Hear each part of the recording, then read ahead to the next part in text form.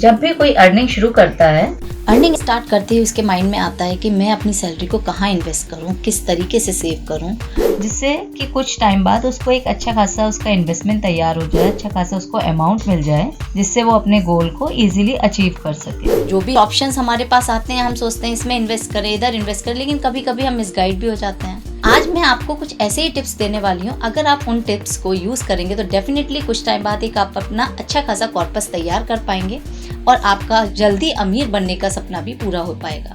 आप इस वीडियो को लास्ट तक देखिए। अगर आपको ये टिप्स मेरे पसंद आते हैं तो कमेंट बॉक्स में कमेंट करके जरूर बताइए।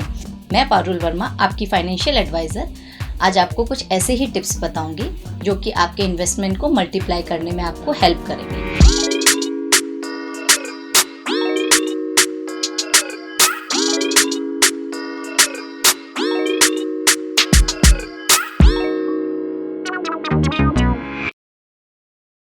जैसा कि आपको पता है एक बिल्डिंग के लिए उसका बेस का स्ट्रॉन्ग होना कितना जरूरी है, इसी तरीके से हमारे इन्वेस्टमेंट के लिए हमारे भी बेस का स्ट्रॉन्ग होना बहुत जरूरी होता है। अब बेस के स्ट्रॉन्ग से आपको लग रहा होगा क्या मैं बताने वाली हूँ। आपको सबसे पहले एक हेल्थ इंश्योरेंस लेना चाहिए, क्योंकि बीमारी तो कभी किसी को बता के आती नहीं है। कभी भी कोई भी प्रॉब्लम हुई, कोई भी किसी भी बीमारी की वजह से आपको एडमिट होना पड़ा तो आपके लाखों रुपए लग जाते हैं। मेडिकल एक्सपेंस के लिए आपको अपना इन्वेस्टमेंट खत्म करना पड़े ऐसा तो ठीक नहीं है। हो सकता है कि आपने इन्वेस्टमेंट ही नहीं किया है या आपको इन्वेस्टमेंट खत्म करना पड़े या आपको लोन लेना पड़े, तो हो सकता है आपके कमिंग ईयर्स में आप जो भी अर्न करें वो भी आपका लोन में चला जाए। तो आपको सबसे पहले अपने आप को सिक्योर करना है। आपको एक हेल्थ इंश्योरेंस लेना है, एक सही सम इंश्योर्ड का हेल्थ इंश्योरेंस लेना है, जिससे कि आप अपने मेडिकल एक्सपेंस से बच सकते हैं। हेल्थ इंश्योरेंस पे मैंने एक वीडियो बनाई है, आप उसको जरूर देखिए। सेकेंड थिंग, आपको ये देखना है क्या आप अपने घर में सिंगल अर्निंग करने वाले हैं। आपकी पूरी फैमिली फाइनेंशियली आप पर डिपेंड है।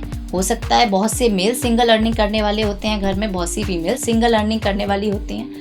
अगर ऐसा है या आप पर कोई लोन चल रहा है या कोई भी आपके ऊपर रिस्पॉन्सिबिलिटी है किसी भी तरीके की, तो आपको एक टर्म प्लान जरूर लेना चाहिए। जब तक आप हैं तब तक तो आप अपनी फैमिली का प्रॉपर ध्यान रखेंगे, लेकिन अगर कुछ हो गया तो उस टाइम पे आपकी फैमिली को फाइनेंशियली सपोर्ट कौन करेगा? वो टाइम पर आपका जो टर्म प्लान है वही आपकी फैमिली को फाइनेंशियली सपोर्ट कर पाएगा। तो एक टर्म प्लान भी आपको जरूर लेना चाहिए।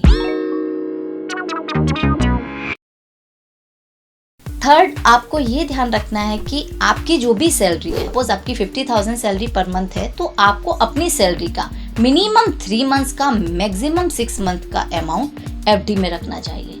आपको लग रहा होगा मैं आपको एफडी क्यों सजेस्ट कर रही हूँ, एफडी में तो रेट ऑफ इंटरेस्ट बहुत कम है, तो इससे तो मुझे बहुत ही लॉस होगा। मैच्योरिटी पर भी जो अमाउंट मिलेगा उसमें भी मेरा टैक्स डिडक्शन होगा।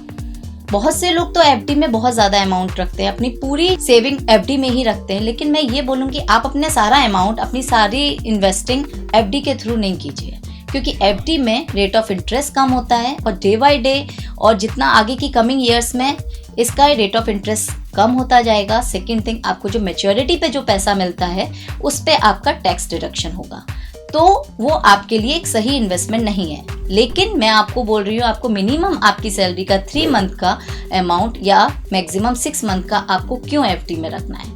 वो इसलिए अगर सपोज आपको अपनी जॉब स्विच करनी है, चेंज करना है आपको जॉब को, या फिर आपकी जॉब चली गई है या कोई भी प्रॉब्लम होती है जिससे कि आपकी सैलरी नहीं आ रही है, सपोज 1 मंथ नहीं आई, 2 मंथ नहीं आई, 3 मंथ नहीं आई, ऑब्वियसली विद इन 3 मंथ या 4 मंथ आप कैपेबल हैं तो आप दूसरी जॉब जल्दी ही ढूंढ लेंगे। तो वो टाइम पे फाइनेंशियली आपकी फैमिली को कौन सपोर्ट करेगा?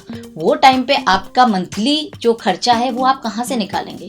उसके लिए आपको कोई अपना इन्वेस्टमेंट ना खत्म करना पड़े।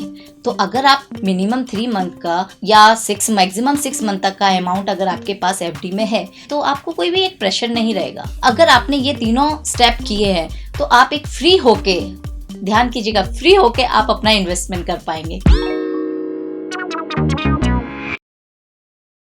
फोर्थ पॉइंट में मैं आपको बोलूंगी आप अपना इन्वेस्टमेंट गोल्ड में कीजिए। बहुत से लोग गोल्ड में इन्वेस्ट करना बहुत इजी ऑप्शन समझते हैं और कुछ लोगों को तो गोल्ड सुन के लग रहा होगा अरे मेरे पास तो बहुत सारा गोल्ड है, मेरे पास तो बहुत सारी ज्वेलरी है, उससे तो मुझे बहुत बेनिफिट है, तो मैंने सही इन्वेस्टमेंट किया है। लेकिन ज्वेलरी कभी भी इन्वेस्टमेंट का पार्ट नहीं होती, क्योंकि कोई भी ऑर्नामेंट्स प्योर गोल्ड से नहीं बन सकता। फ्लेक्सिबिलिटी के लिए उसमें कोई दूसरा एलिमेंट जरूर जोड़ा जाएगा। सेकेंड थिंग, आप उसको घर पे नहीं रख सकते, वैसे भी इतना रिस्क है, आप जनरली पहन के भी नहीं जा सकते, घर में नहीं रखेंगे, ज़्यादा पहनेंगे नहीं, आप उसको बैंक लॉकर में रखेंगे। बैंक लॉकर में रखेंगे तो बैंक लॉकर का ईयरली खर्चा। थर्ड थिंग, ज्वेलरी का जो मेकिंग चार्ज होता है वो अलग।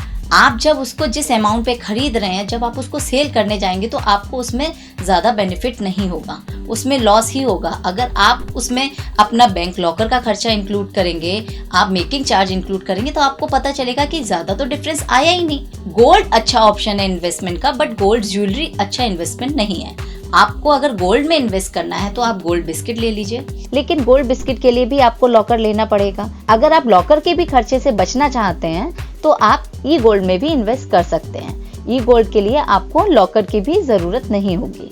ई गोल्ड एक बेस्ट ऑप्शन है आपके लिए इन्वेस्टमेंट का।